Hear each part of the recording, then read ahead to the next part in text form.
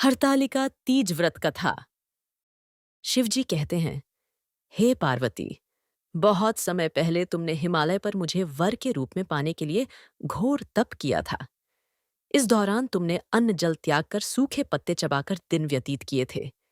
किसी भी मौसम की परवाह किए बिना तुमने निरंतर तप किया। तुम्हारी इस स्थिति को देखकर तुम्हारे पिता बहुत दुखी थे।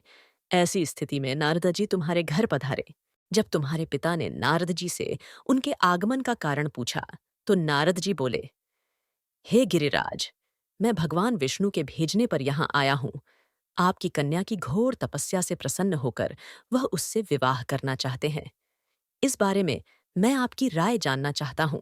नारद जी की बात सुनकर पर्वतराज अति प्रसन्नता के साथ बोले, हे नारद जी, यदि स्वयं भगवान विष्णु मेरी कन्या से विवाह करना चाहते हैं, तो मैं इस विवाह के लिए तैयार हूँ। फिर शिवजी पार्वती जी से कहते हैं, तुम्हारे पिता की स्वीकृति पाकर नारद जी विष्णु जी के पास गए और यह शुभ समाचार सुनाया। लेकिन जब तुम्हें इस विवाह के बारे में पता चला, तो तुम्हें बहुत दुख हुआ। तुम मुझे यानी कैलाशपति शिव को मन से अपना पति मान चुकी थी। तुमने अपने व्याकुल मन की बात अपनी सहेली को बताई।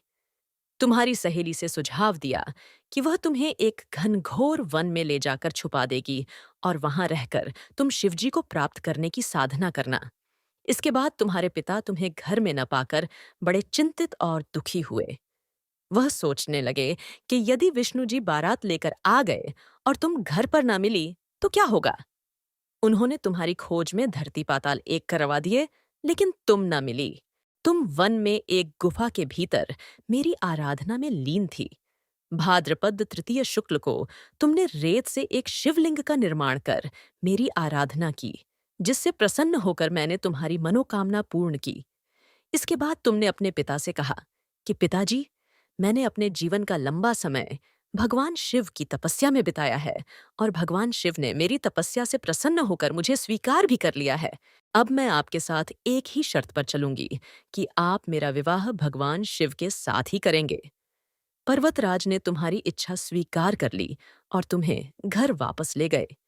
कुछ समय बाद उन्होंने पूरे विधि विधान से हमारा विवाह किया।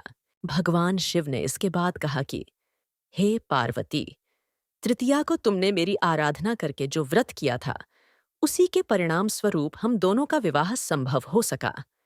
इस व्रत का महत्व यह है कि मैं इस व्रत को पूर्ण निष्ठा से करने वाली प्रत्येक स्त्री को मनवांछित फल देता हूँ। भगवान शिव ने पार्वती जी से कहा कि इस व्रत को जो भी स्त्री पूर्ण श्रद्धा से करेंगी, उसे तुम्हारी तरह अचल सुहाग प्राप्त होगा। अगर आपको हमारा वीडियो पसंद आया तो कृपया लाइक करें, सब्सक्राइब करें और बेल आइकन दबाएं